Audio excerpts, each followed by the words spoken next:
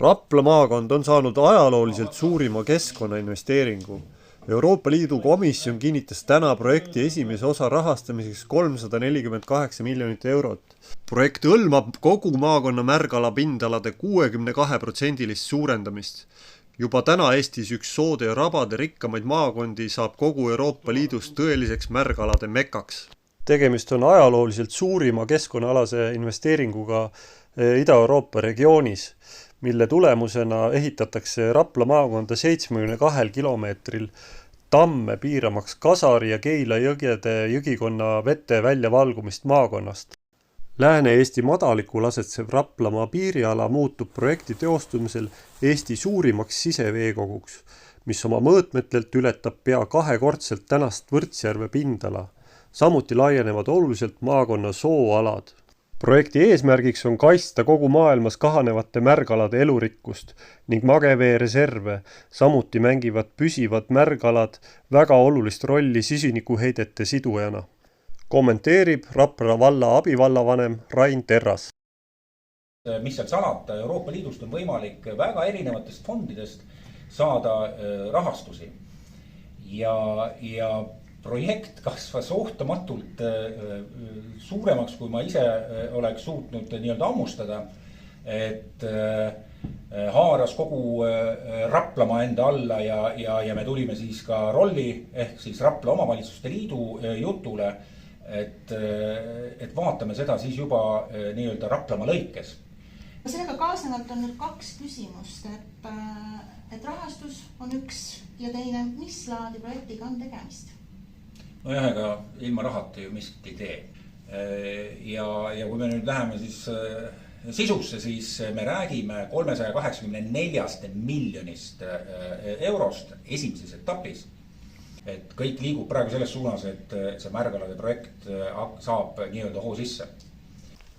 Olen Kelk, Raplamaa.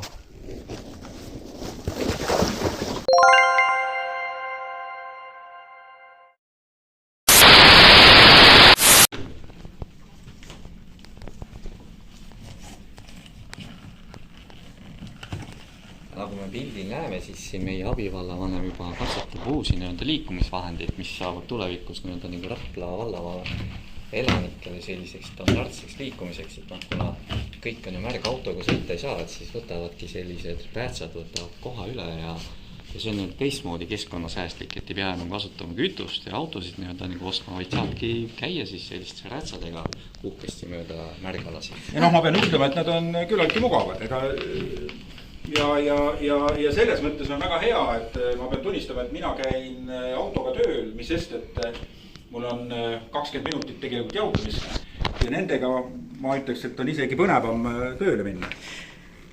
Kas Rapla vald kompenseerib need igale elanikule?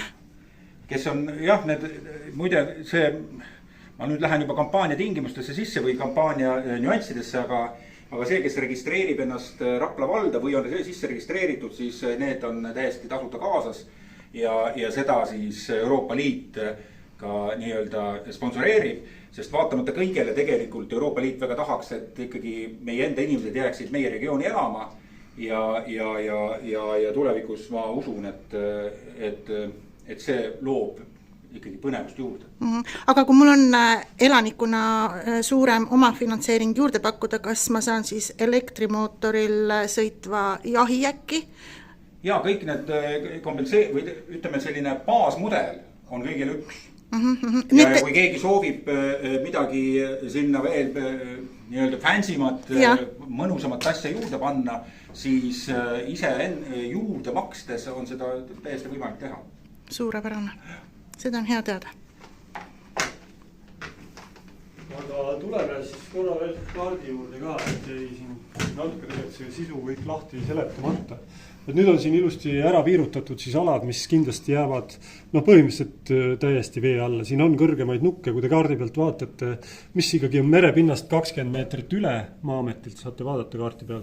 Need jäävad kuivamaa piirkonnaks. Juppike märjamaad jääb alles. No see on jah selline üldplaan, et siin on ka tegelikult viirutusalade sees on. Rapla on ikka põhiline soosaar, mis alles jääb, jah? Ja. Aga mis on võit siis on see jah, et ütleme, kunagi siis Balti jää Paisjärve rannik oli meil tegelikult meie maakonnas.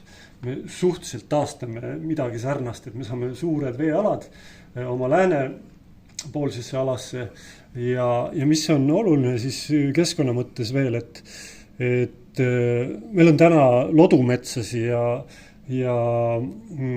jõeluhtasi ja lammimetsasi, mis aeg-ajalt ujutavad üle, et need ei ole nagu kala ega liha, aga siis sellega nad muutuvad ikkagi selgelt märgaladeks ja me saame nendesse selle elurikkuse juurde ja nad on raskesti majandatavad niikuinii, sest nad on pidevalt kõikuva veerežiimiga meie siis projektis, nad muutuvad kindlalt pidevaks märgalaks, soostuvateks ja rabastuvateks siis 20 aasta jooksul. Aga siin tegelikult ma tahaks öelda seda, et loomulikult, kes kuuleb seda nüüd esimest korda, et on ehmatav, et see on täiesti loomulik inimlik reaktsioon ja nii nagu siin juba ka kõneldud on, et inimestega on räägitud ja need rääkimised tegelikult sellise esimese etapi kohtades on juba alustatud eelmise aasta novembrikuus, siis kui alguses oli täiesti vastu, siis praegu võiks öelda, et kuskil 80% elanikkonnast selles piirkonnas on jõudnud selline arusaamale, et tegelikult on see väga meie elukeskkonda rikastav moment ja ootavad lausa sellise projekti käivitumist. Kahtlemata ta on täielikult maakonna nägu muutev projekt, ta on täielikult kogu meie lähemas regioonis, kogu Ida-Euroopas vaieldamatult suurima keskkonnamõjuga projekt, aga ta on suures osas 90% sellest on positiivne mõju. Muidugi on tagajärgi, aga see võidud on siis 9 korda suuremad reaalselt, kui meie siis mõningad probleemid, mida me lahendama peab hakkama. No tegelikult need on ikkagi suhteliselt pisiprobleemid, et need kindlasti leiavad selle lahenduse. Ja see on ju puhas innovatsioon ja praegu ju see on üks kuldsõna üldse Euroopa Liidus, et innovatsiooni erinevaid vorme otsitakse taga ja seetõttu arvatavasti ka Euroopa Liit tuli väga ruttu sellega kaasa. Ma usun, et te olete juba, kas oli üleeile ka Euroopa Liidu president oma kõnes 1,5 minutit kulutas selle meie projekti tutvustamisele. Kes ei ole seda näinud, siis vaadake kindlasti Aktuaalset kaamerat, üleeilset või eilset Aktuaalset kaamerat. Ja kuuldavasti sai kõik alguse Raplamaa rabade päevast 3 aastat tagasi. Jah, nii see on. Et ilma selliste aktiivsete sädeinimesteta ja tegelikult ei muutu elus mitte miskit. Tõsi ta on, et Raplamaa rabade päeva korraldustiim tuli maavalitsusesse Rapla valda, erinevatesse Rapla valdadesse rääkima meie maakonna potentsiaalist, reaalsest potentsiaalist ja huvitaval kombel kõik tähed olid õiges asendis ja see tõesti arenes siis lõpuks sellest 348 miljoniliseks keskkonnaprojektiks, kus Raplamaa muutub tõeliseks pärliks ja Soomaa on selle kõrval nagu ikkagi väike vend, et meie veteväljad on aastaringsed ja rabastuv, soostuv ja suuri lagedaid vetevälju ka meeletult, et Eesti suurim sisejärv Võrtsjärvega kindlasti ei kannata võrdlust, me saame siia suurema ala just maakonna lääne piirile, mis muutub Paisjärveks siis tegelikult ja kõik need sood ja rabad siis. Ja, et ei tahaks öelda, et meil peab olema alati naabritest parem, suurem ja nii edasi, aga see kukkus lihtsalt niimoodi välja ja tegelikult tänu Euroopa Liidu rahastusele ja Euroopa Liidus on raha küll. See on näha. Ja Rain, me peame ka tõdema, et see on ka väga suur majanduskasvu tõuge, sest ehitussektor, need samad parmmajad, kogu see asja ümber ehitamine, see annab meeletult tööd ja rahade liikumist veel juurde siia tegelikult. Ja. Ja turismist rääkimata. See oli selle algmõte. Tahad öelda, et meil tekib siin selline Veneetsia-laadne olukord? Natuke Veneetsia moodi. ja siis teine variant, kuhu me kohalikega arutades jõudsime, et kuna sa juba mainisid Veneetsiat, et siis nendele, kellele tundub, et Eestis on nagu maru selline külm ja paha elada, et siis nendele tõesti kompenseeritakse elamine Veneetsiasse, et nad saavadki minna nagu päriselt Veneetsiasse elama, et siis on nagu valida, et kas sa nagu saad siin sõita nagu Raplamaad nagu oma selle parvemajaga või sa siis kolidki täitsa nii-öelda Veneetsiasse, et nagu soojemasse kliimasse.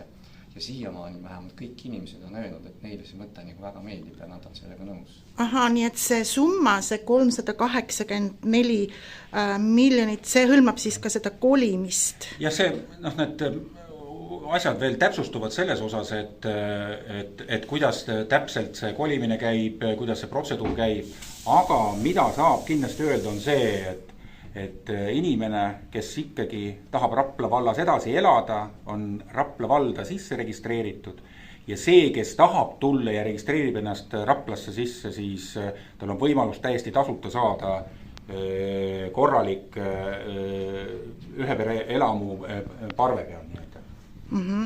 Sest see on väga oluline, et Rapla elanikud siis ise panustavad ka meie enda arengusse oma tulumaksu näol, et iga elanik on meile väga oluline. No nii, ja slogan. Mis selle peale kokkuvõttes ütleme, 1, 2, 3 ja Raplamaa! Raplamaa rabade päev. Ootu, teemegi. Raplamaa. Raplamaa rabade päev. 3, 4.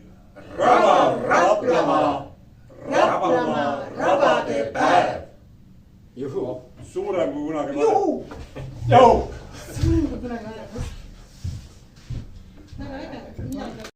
Palju õnne. Mina ikka tunnen rõõmu, kui teistel läheb hästi. Ja mis ma oskan öelda, et mina julgustan, minu jaoks see kõlab nagu ka väga perspektiivselt ja ma näen, et siis mul tekib nagu vägev turg Raplamaale ühe pobaatide järele, nii et ma saan tulla teile siis kursused sinna tegema, võib-olla isegi sinna mingisugune nagu baas endal siis luua. Avaste soo on otsapidi juba Pärnumaal, et me kindlasti ei suuda kõike, mis sinna läbi Avaste soo nüüd teie poole valguma hakkab, kinni hoida, et ilmselt ka teie saate tegelikult meie projektist lisavett. Soont on aga soont tagana Linnamäest saab siis saar. Jah, see on nagu meie ühispanus siis 2 maakonna peale. Kuule, aga suurepärane, Aivar, täname selle intervjuu eest ja kohtumisteni. Ilusat kevade jätku. Kõik head. Nägemist.